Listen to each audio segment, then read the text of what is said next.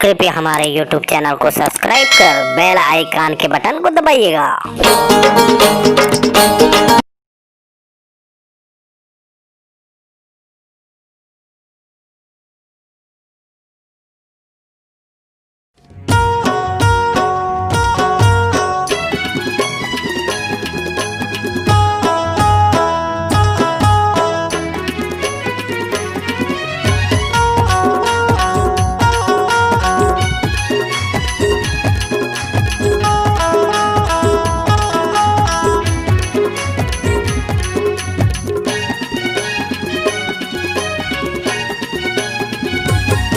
अरे उड़ती चिड़ैया ला कैसे पिंजरा में धांधे रे, उड़ती चिड़ैया ला कैसे पिंजरा में धांधे रे।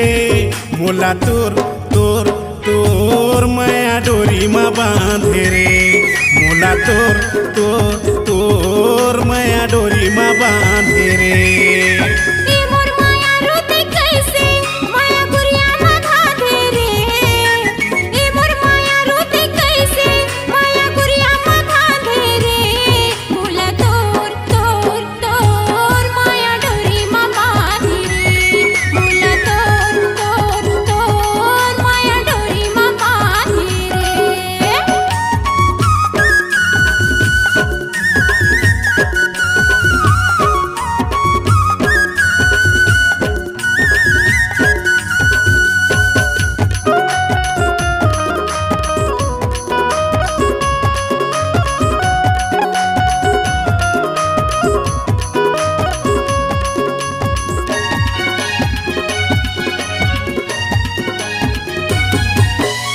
मुच मुचले तय हासे मया मोला फांसे।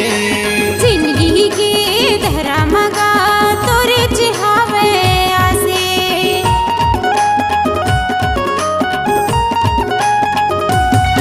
अरे मुच मुचले तय हासे मया मोला फांसे।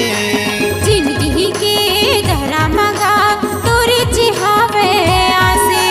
जिंदगी के दहरा मगा तोरे चिहावे आसे।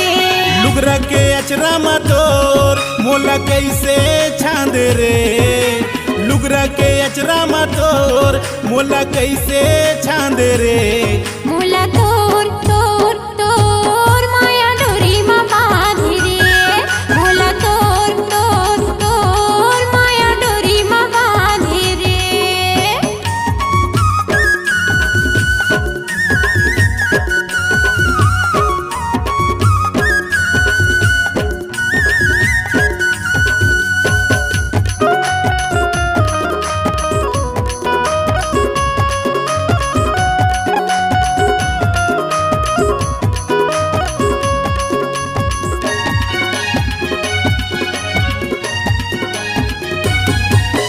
धक धकले जेवरा करथे तोर माया मा रंगीला।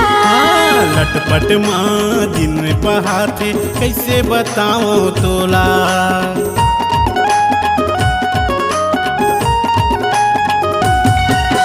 धक धकले जेवरा करथे तोर माया मा रंगीला।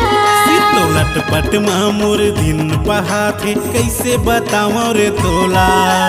लटपट माँ मोर दिन पहाथे कैसे बताओ या तोला। कासे की डोरी स्मोला तह कैसे आटे रे। कासे की डोरी स्मोला तह कैसे आटे रे। मोला तोर तोर तोर माया डोरी में बांधे रे। मोला तोर तोर तोर माया डोरी में बांधे रे।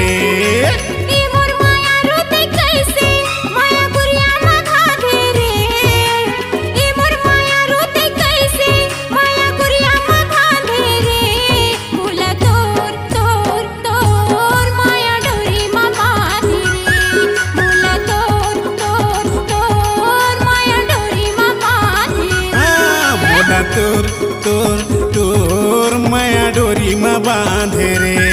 मोला तोर तोर तोर माया डोरी में बांधे रे। सच्ची तोर तोर तोर माया डोरी में बांधे रे। सिर तो कहा था यार। जय जोहार संगवारी हो। मैं हम मिलन रंगीला, राजेंद्र रंगीला लोक रंग के तरफ ले आप जम्मो झल्ला और हमार रंगीला म्यूजिक वर्ल्ड के तरफ ले जम्मो देखिए संगवारी मन ला सादर सादर जय जोहार, जय छत्तीसगढ़। संगी हो आप मन रोज़ देखत हो हमार नवा वीडियो, नवा गाना, कॉमेडी वीडियो, नाटक, राउत नाचा, पंथी सुआ कर्म दरियाला। तो संगवारी हो आप मन ला सादर निवेदन करता हूँ मैं कि हमार रंगीला म्यूजिक वर्ल्ड ला अधिक से अधिक संख्या में माया और दुलार के ज़रूरत है। आप मन के माया और दुलार ही हमार छत्तीसगढ़ के लोक परंपरा और संस्कृति ला आगे बढ़ा सकत है। इकर खातिर आप ला मैं हाथ जोड़ के निवेदन करत हूँ कि हमार चैनल ला सब्सक्राइब करो, लाइक करो और शेयर करो, कमेंट जरूर करो। मैं पक्का आप मन के जवाब देवत रहूँ।